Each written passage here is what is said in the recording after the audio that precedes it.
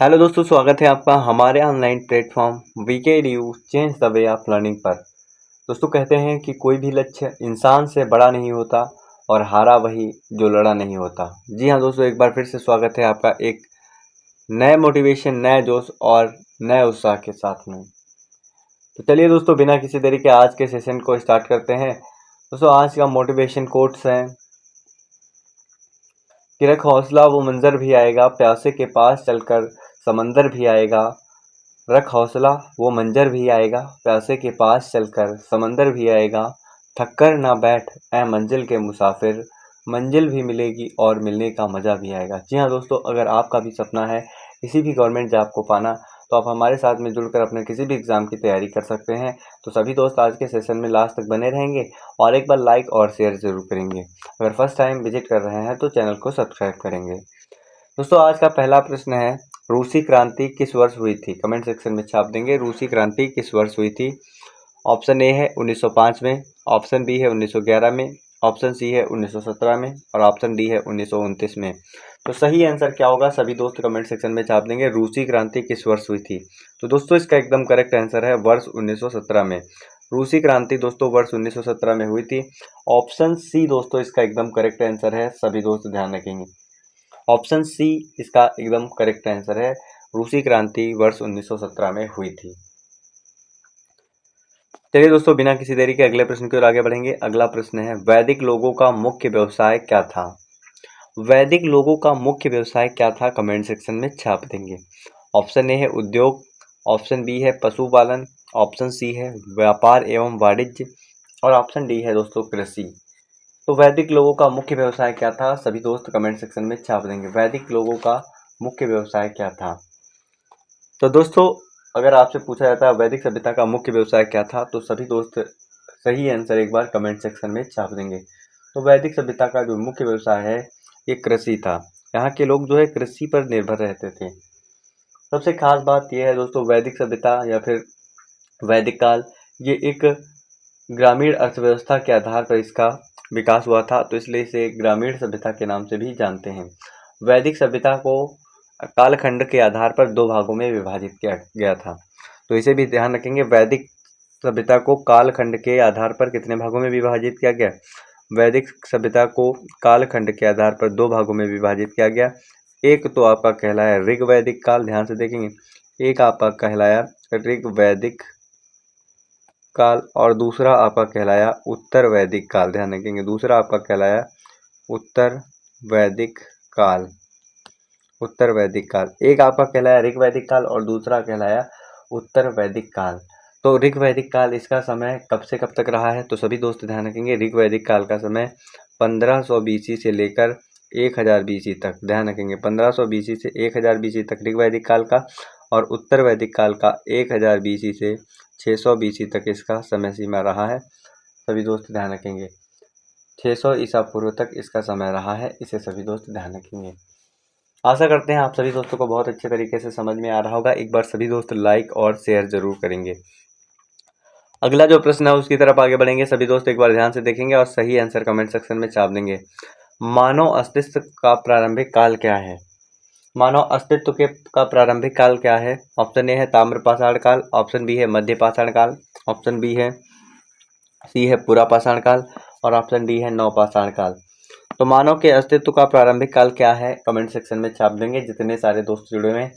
मानव के अस्तित्व का प्रारंभिक काल क्या है? तो सभी दोस्त ध्यान रखेंगे, मानव के अस्तित्व का प्रारंभिक काल की अगर बात करेंगे तो मानव के अस्तित्व के प्रारंभिक काल है पुरा पाषाण काल। सभी दोस्त ध्यान रखेंगे, पुरा पाषाण काल। तो पुरा पाषाण काल दोस्तों इसका एकदम करेक्ट आंसर है, option C is right answer. C आपका एकदम करेक्ट आंसर है।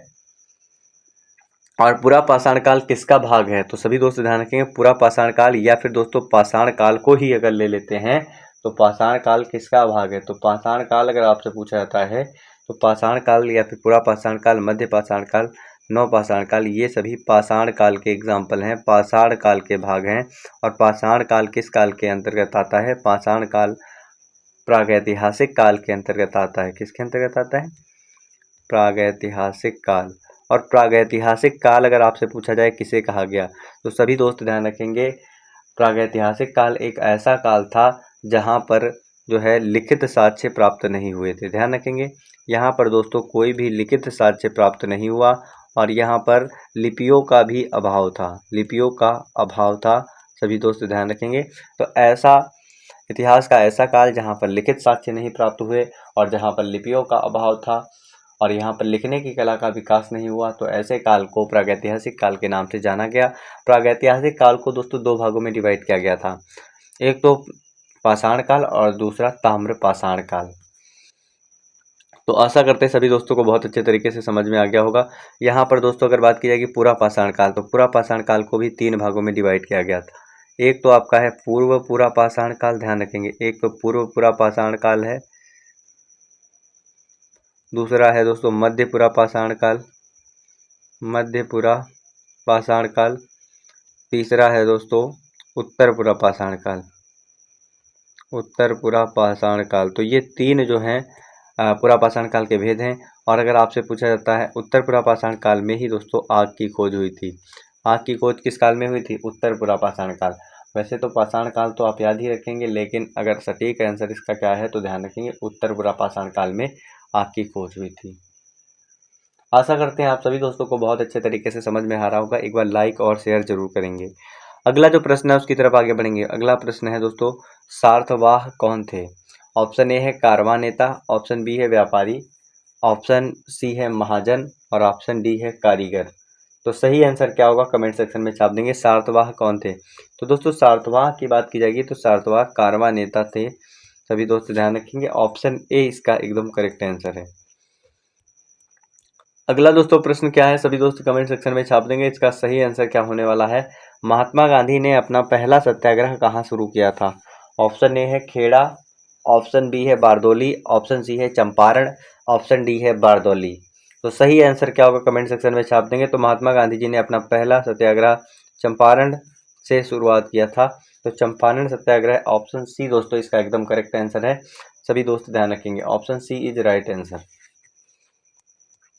अगले प्रश्न की ओर आगे बढ़ेंगे दोस्तों। अगला प्रश्न है, फ्रांसीसी क्रांति के दौरान शक्तियों के पृथक्कीकरण का विचार किस दार्शनिक ने दिया था? कमेंट सेक्शन में छाप देंगे। फ्रांसीसी क्रांति के दौरान शक्तियों के पृथक्कीकरण का विचार किस दार्शनिक ने दिया था? ऑप्शन ए है रस्पुतिन, ऑप्शन बी है नेकर, ऑप्शन सी है रूसो, ऑप्शन डी है मोंटेस्क्यू। तो सही आंसर क्या होगा कमेंट सेक्शन में छाप देंगे। जितने सारे दोस्त जुड़े हुए हैं सभी प्रश्नों के उत्तर जो है कमेंट सेक्शन में देते रहेंगे। प्रश्न संख्या दोस्तों आपका है, फ्रांसीसी क्रांति के दौरान शक्तियों के पृथक्कीकरण का विचार किस दार्शनिक ने दिया था? तो दोस्तों इसका एकदम करेक्ट आंसर है मोंटेस्क्यू। ऑप्शन डी दोस्तों इसका एकदम करेक्ट आंसर है। सभी दोस्त ध्यान रखेंगे, प्रतिदिन आप सभी दोस्त एक नोटबुक और पेन लेकर बैठें। सभी महत्वपूर्ण प्रश्न आपको जो है इनको सॉल्व कराया जा रहा है, जिसके थ्रू आप जो है बहुत अच्छा स्कोर कर सकते हैं अपने एग्जाम में, क्योंकि हर एक क्वेश्चन की एनालिसिस भी साथ में दी जा रही है। तो आप सभी दोस्त पेन और नोटबुक के साथ में बैठें और इसे नोट जरूर करें। अगला जो प्रश्न है उसकी तरफ आगे बढ़ेंगे दोस्तों। अगला प्रश्न देखेंगे सभी दोस्त ध्यान से। अगला प्रश्न है, निम्नलिखित मगध के राजवंशों को काल क्रमानुसार लिखिए। तो यहाँ पर दोस्तों इसको ध्यान से देखेंगे और इसका काल क्रम निर्धारित करेंगे। पहले नंद लिखा है, सेकंड ऑप्शन है शिशुनाग और थर्ड है मौर्य वंश और चौथा है हर्यक वंश। तो इसको अगर कालानुक्रम के अनुसार लिखा जाएगा तो किस तरीके से ये वंश होंगे सभी दोस्त एक बार कमेंट सेक्शन में छाप देंगे। तो जैसा कि आप सभी दोस्तों को पता होना चाहिए कि सबसे पहले मगध कालानुक्रम के अनुसार सबसे पहले कौन सा वंश था? हर्यक वंश। सबसे पहले था हर्यक वंश। हर्यक वंश के बाद कौन सा? शिशुनाग वंश। इस तरीके से सभी दोस्त ध्यान रखेंगे, हर्यक वंश के बाद शिशुनाग वंश और शिशुनाग वंश के बाद दोस्तों नंद वंश और नंद वंश के बाद कौन सा वंश आया था? मौर्य वंश। नंद वंश के बाद आया था मौर्य वंश। तो ये क्रम है। तो हर्यक वंश सबसे पहले तो 4 पहले हो जाएगा, फिर उसके बाद 4 2 1 3। तो 4 2 1 3 जो ऑप्शन है वही एकदम सही होगा, 4 2 1 3। तो ऑप्शन सी दोस्तों आपका एकदम करेक्ट आंसर है। सभी दोस्त ध्यान रखेंगे, ऑप्शन सी दोस्तों इसका एकदम करेक्ट आंसर है। सबसे पहले हर्यक वंश, उसके बाद शिशुनाग वंश, उसके बाद नंद वंश और उसके बाद सबसे लास्ट में मौर्य वंश। ये इसका राजवंशों का कालानुक्रम अनुसार व्यवस्थित है। अगला जो प्रश्न है उसकी तरफ आगे बढ़ेंगे दोस्तों। अगला प्रश्न क्या है ध्यान से देखेंगे। सूफी परंपरा में पीर से क्या आशय है? कमेंट सेक्शन में छाप देंगे। सूफी परंपरा में पीर से क्या आशय है? ऑप्शन ए है सर्वोच्च ईश्वर, ऑप्शन बी है सूफियों का गुरु, ऑप्शन सी है सूफी, सभी सूफी संतों में सर्वश्रेष्ठ। ऑप्शन डी है सूफियों की आस्थाओं से लड़ने वाला। तो सही आंसर क्या होगा एक बार कमेंट सेक्शन में छाप देंगे। सूफी परंपरा में पीर से क्या आशय है? तो दोस्तों इसका एकदम करेक्ट आंसर क्या होगा कमेंट सेक्शन में छाप देंगे। तो दोस्तों इसका एकदम करेक्ट आंसर है सूफियों का गुरु। सूफी परंपरा में पीर दोस्तों क्या है? सूफियों का गुरु। और इस तरीके से दोस्तों आप इसे याद रखेंगे।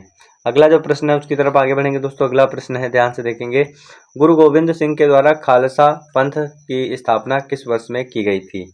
इसका सही आंसर जो है आपको कमेंट सेक्शन में छाप देना है। गुरु गोविंद सिंह के द्वारा खालसा पंथ की स्थापना किस वर्ष की गई थी? ऑप्शन ए है 1599 में, ऑप्शन बी है 1699 में, ऑप्शन सी है 1707 में, ऑप्शन डी है 1657 में। तो गुरु गोविंद सिंह जी के द्वारा खालसा पंथ की स्थापना की गई थी। तो ये दोस्तों इसकी स्थापना किस वर्ष की गई थी? तो सभी दोस्त ध्यान रखेंगे 1699 में। 1699 में। ऑप्शन बी दोस्तों इसका एकदम करेक्ट आंसर है। 1699 में गुरु गोविंद सिंह जी के द्वारा खालसा पंथ की स्थापना की गई थी। अगला जो प्रश्न है उसकी तरफ आगे बढ़ेंगे दोस्तों बिना किसी देरी के। अगला प्रश्न है, केप ऑफ गुड होप के रास्ते भारत तक के समुद्री रास्ते की खोज किसने की थी? तो एक बार पुनः प्रश्न को रिपीट करेंगे, सभी दोस्त ध्यान से सुनेंगे और इसका सही आंसर जो है कमेंट सेक्शन में छाप देंगे। केप ऑफ गुड होप के रास्ते भारत तक के समुद्री रास्ते की खोज किसने की थी? ऑप्शन ए है Vasco da Gama, option B है अमुंदसेन, ऑप्शन सी है क्रिस्टोफर कोलंबस, ऑप्शन डी है जॉन काबोल्ट। तो सही आंसर क्या होने वाला है सभी दोस्त कमेंट सेक्शन में छाप देंगे। Cape of Good Hope Bharat तक के समुद्री मार्ग की खोज किसके द्वारा की गई? तो दोस्तों इसका एकदम करेक्ट आंसर है Vasco da gamma. Vasco da gamma के द्वारा खोज की गई है, सभी दोस्त ध्यान रखेंगे। अगला जो प्रश्न है उसकी तरफ आगे बढ़ेंगे दोस्तों। महात्मा गांधी के राजनैतिक गुरु कौन थे? कमेंट सेक्शन में छाप देंगे। जितने सारे दोस्त जुड़े हुए हैं एक बार लाइक और शेयर जरूर करेंगे। बहुत ही महत्वपूर्ण और बहुत ही जबरदस्त प्रश्न है, इसका सही आंसर आपको कमेंट सेक्शन में छाप देना है। महात्मा गांधी जी का राजनीतिक गुरु कौन था? Option A Gopal Krishna Gokhale, option B है बाल गंगाधर तिलक, ऑप्शन सी है अरविंद घोष और ऑप्शन डी है लाला लाजपत राय। तो दोस्तों सभी दोस्त ध्यान रखेंगे, महात्मा गांधी जी के राजनीतिक गुरु का नाम गोपाल कृष्ण गोखले था। ऑप्शन ए दोस्तों इसका एकदम करेक्ट आंसर है। महात्मा गांधी जी ने अपना राजनीतिक गुरु किसे बनाया था? गोपाल कृष्ण गोखले को। महात्मा गांधी जी ने हरिजन नामक पत्रिका को निकाला था या फिर संपादित किया था, इसे भी ध्यान रखेंगे। अगर आपसे पूछा जाए हरिजन नामक पत्रिका का संपादन किसने किया था, तो सभी दोस्त ध्यान रखेंगे हरिजन नामक पत्रिका का संपादन महात्मा गांधी जी के द्वारा किया गया था। अगला जो प्रश्न है उसकी तरफ आगे बढ़ेंगे दोस्तों। अगला प्रश्न है, 12 अप्रैल 1944 को सुभाष चंद्र बोस ने एक नगर में भारतीय राष्ट्रीय सेना का झंडा फहराया था। वह नगर इस समय किस राज्य या केंद्र शासित प्रदेश में है?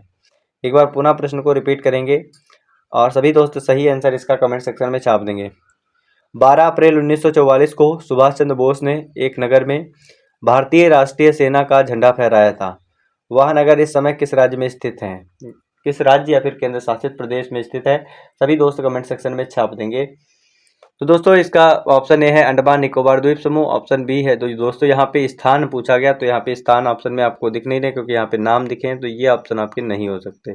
ठीक है, तो 12 अप्रैल 1944 को सुभाष चंद्र बोस ने एक नगर में भारतीय राष्ट्रीय सेना का झंडा फहराया था। वह नगर इस समय किस राज्य या केंद्र शासित प्रदेश में है? तो दोस्तों इसका एकदम करेक्ट आंसर है अंडमान निकोबार द्वीप समूह। 12 अप्रैल 1944 को सुभाष चंद्र बोस जी ने भारतीय राष्ट्रीय सेना का झंडा फहराया था। ये किस द्वीप समूह में पड़ता है? तो अंडमान निकोबार द्वीप समूह में। अगला जो प्रश्न है उसकी तरफ आगे बढ़ेंगे दोस्तों। अगला प्रश्न है, पहली बार परमाणु बम कहाँ फेंका गया? ऑप्शन ए है नागासाकी, ऑप्शन बी है हिरोशिमा, ऑप्शन सी है टोक्यो, ऑप्शन डी है हांगकांग। अमेरिका ने पहली बार जापान के ऊपर परमाणु बम गिराया था, तो ये किस स्थान पर गिराया था? तो दोस्तों इसका एकदम करेक्ट आंसर है हिरोशिमा। हिरोशिमा दोस्तों इसका एकदम करेक्ट आंसर है। Option B is right answer. पहला परमाणु बम कहाँ पर फेंका गया था? हिरोशिमा में, और हिरोशिमा आपका कहाँ पर पड़ता है? जापान में। अगला जो प्रश्न है उसकी तरफ आगे बढ़ेंगे। प्रागैतिहासिक काल के अंतर्गत किन किन संस्कृतियों को रखा जाता है? बताएंगे। प्रागैतिहासिक काल के अंतर्गत किन किन संस्कृतियों को रखा जाता है? ऑप्शन ए है कांस्य, ऑप्शन बी है लौह और ऑप्शन सी है पाषाण और ऑप्शन डी है ताम्र। सही आंसर क्या होगा कमेंट सेक्शन में छाप देंगे। प्रागैतिहासिक काल के अंतर्गत किन किन संस्कृतियों को रखा जाता है? तो दोस्तों इसका एकदम करेक्ट आंसर है किन संस्कृति को रखा जाता है? तो इसका एकदम करेक्ट आंसर है पाषाण। पाषाण दोस्तों इसका एकदम करेक्ट आंसर है। सभी दोस्त ध्यान रखेंगे पाषाण। सभी दोस्त जितने सारे लोग जुड़े हुए हैं एक बार लाइक और शेयर जरूर करेंगे। प्रागैतिहासिक काल के अंतर्गत पाषाण काल और ताम्र पाषाण काल आता है।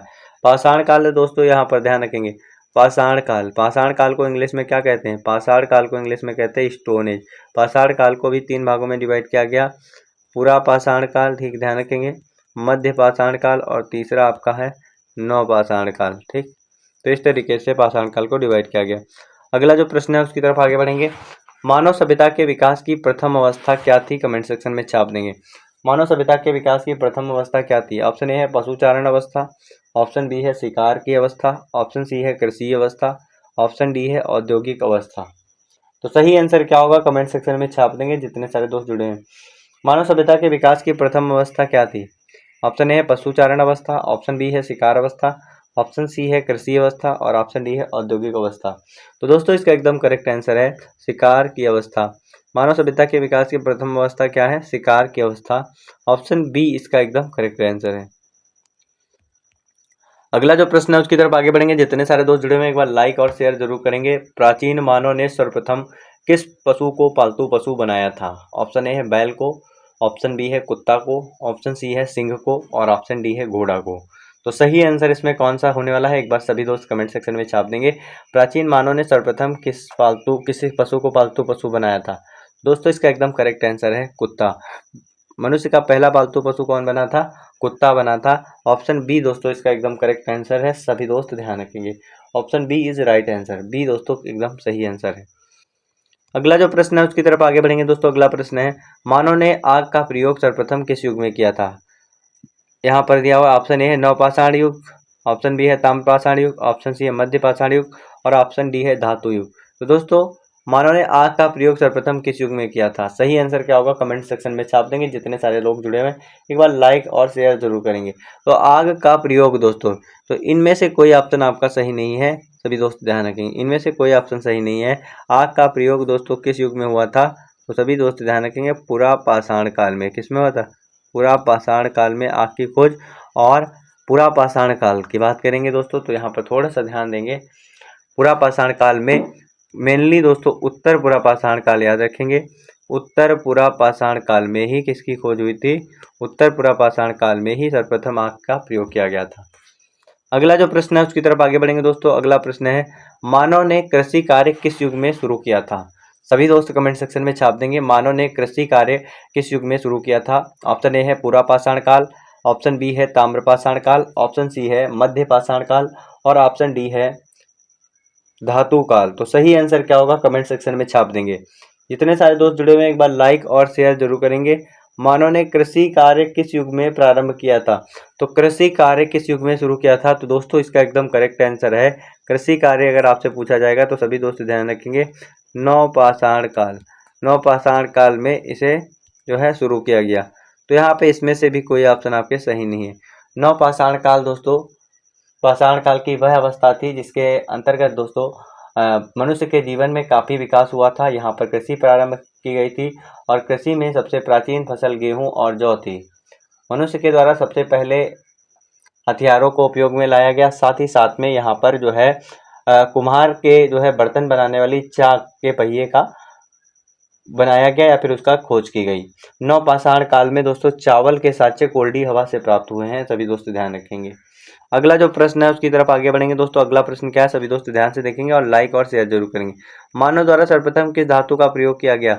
ऑप्शन ए है कांसा, ऑप्शन बी है तांबा और ऑप्शन सी है लोहा और ऑप्शन डी है चांदी।